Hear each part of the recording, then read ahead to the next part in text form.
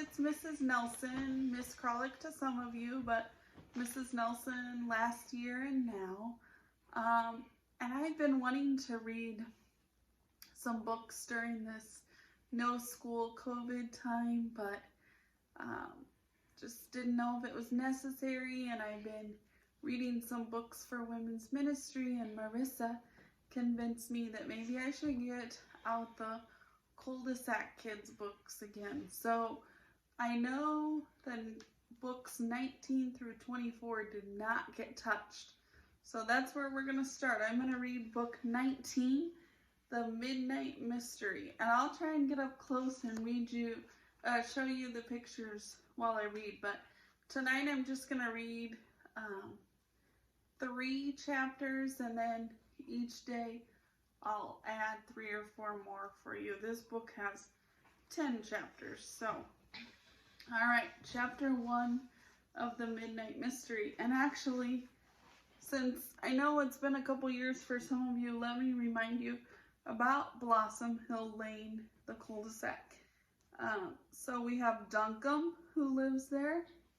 Abby, Sean, Carly, and Jimmy Hunter live in a house. Then we have Stacy Henry, Mr. Tressler, the older guy, Eric Hagel, Jason Birchall, and Dee Dee Winters.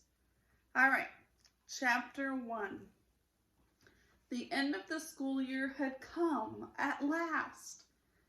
Duncan Williams had been counting the days. He was rip-roaring ready for summer. He and Abby Hunter stood tall on the school stage. Miss Hershey's class was taking their curtain call. They bowed low as the audience clapped. Yoo-hoo! End of school, thought Duncombe. The audience kept clapping. And there's your picture of the curtain call.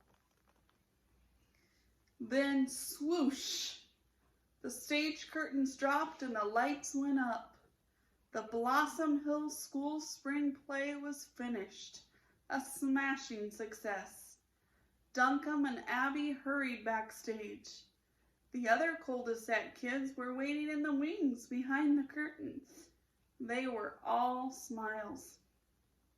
Abby was the president of the block club. 5 boys and 4 girls. They loved adventure and solving mysteries.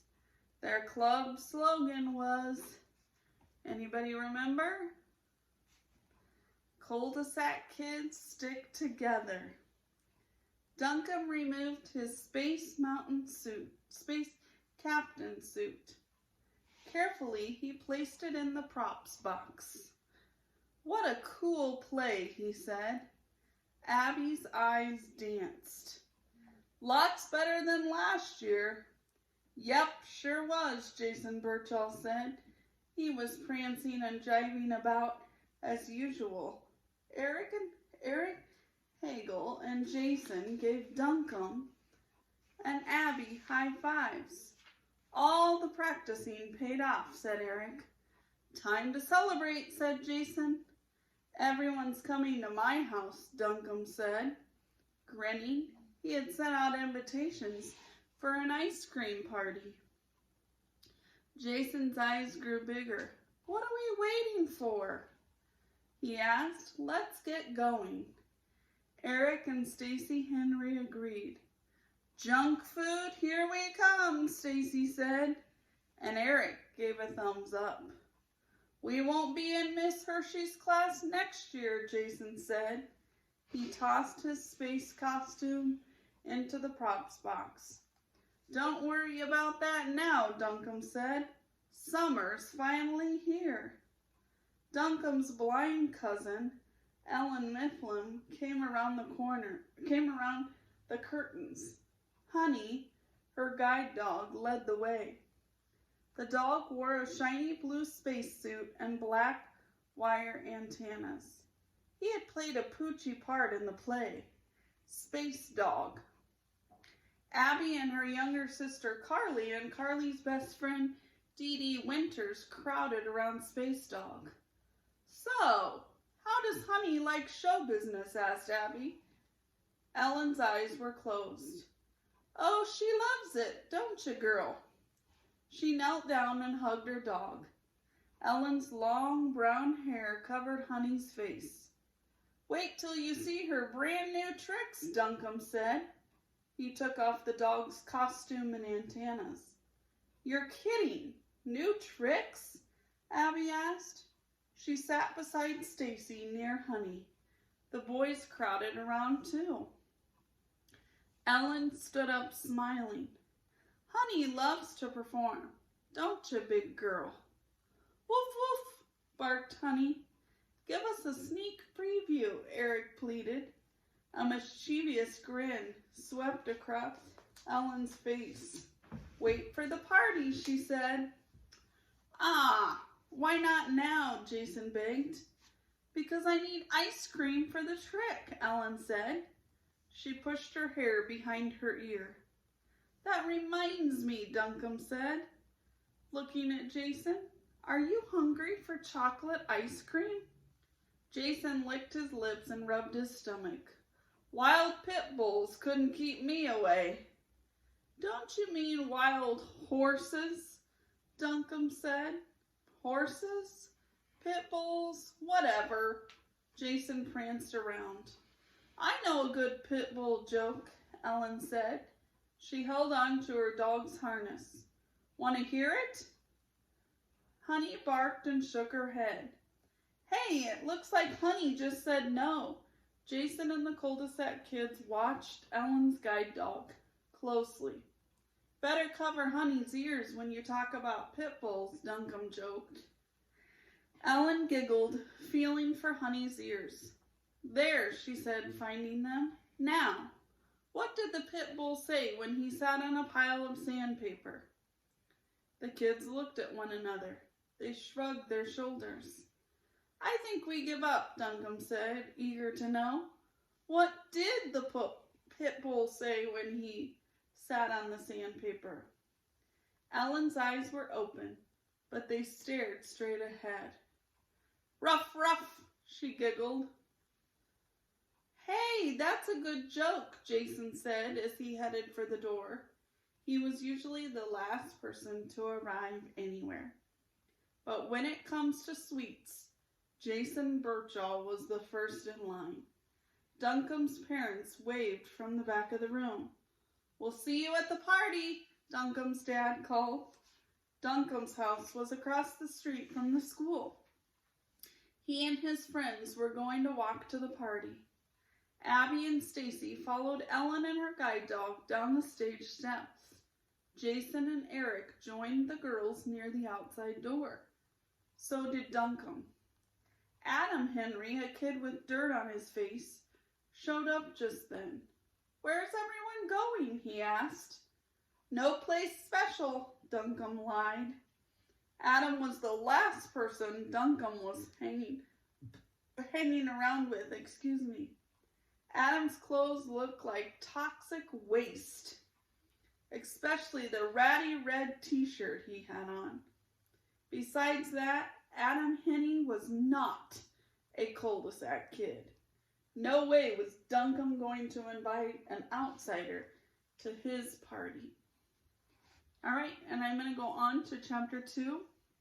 And chapter 1 was a little longer than I thought it was going to be, and since we would do our math, 10 divided by 5 equals 2. So 2 goes into 10 a little more evenly than 3 does. So I'll just read 2 chapters a night here for a while. So chapter 2. Duncombe couldn't wait to leave. "Have a nice summer," he said to Adam. The dirty kid smiled a faint smile. He pushed his hand into his pants pocket and pulled something out. "Here's my phone number." Duncombe shook his head. No, that's okay," he said and rushed out the door. He wanted to forget about Adam.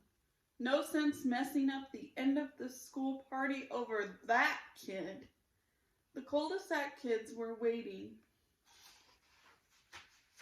at the flagpole. What kind of ice cream toppings are we having? Asked Jason. That's not polite, Eric piped up. Just wait and see. Duncombe elbowed Eric's ribs. Hey, relax, Eric. School's out. It's pig out time. He began to name off all the toppings. Jelly beans, chocolate sprinkles, strawberry syrup. He paused. I forgot the rest. Come on, try, Jason pleaded. Duncombe's always forgetting stuff, Ellen said. It's a good thing Abby's our club president, Duncombe said. She never forgets anything. And don't you forget it, Abby agreed. It was true. Duncombe was a good detective only because Abby and the others were his partners. She paid attention to details. So far, they'd solved every mystery known to man. And we know that they should be kind and be a friend to everyone like Jesus would want them to, even though Duncombe was not being kind to Adam. So in case that lesson doesn't get revealed here in the book, I want to remind you of that. Well, at least the mysteries on Blossom Hill Lane they had solved. Duncombe waited at the curb for Honey to step into the street. Ellen gripped the harness with her left hand. Honey, forward, she said. But Honey waited for 2 more cars. When it was safe, she led Ellen across. Good girl, Ellen said. A black Jeep was parked in the driveway across the street. On the back was a bumper sticker. It read, I love pets. A bald man was holding a fluffy gray cat. Hey, that's Mr. Whiskers, Dee Dee said, racing across the street. What's that man doing with your cat? Duncombe asked, staring. The man turned and frowned. Poor thing, I found him just wandering around, he explained. He gave Dee Dee her cat. That's strange, Abby said. I thought he stayed in the house.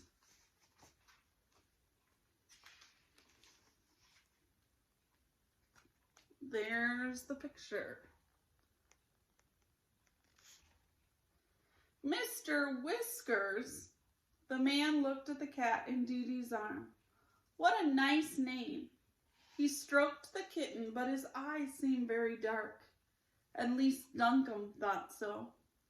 Mr. Whiskers is a cul-de-sac cat, Jason said, nodding his head. The man turned and looked at Honey. That's one nice dog you've got there, he said. Thanks, Ellen said. She's my eyes.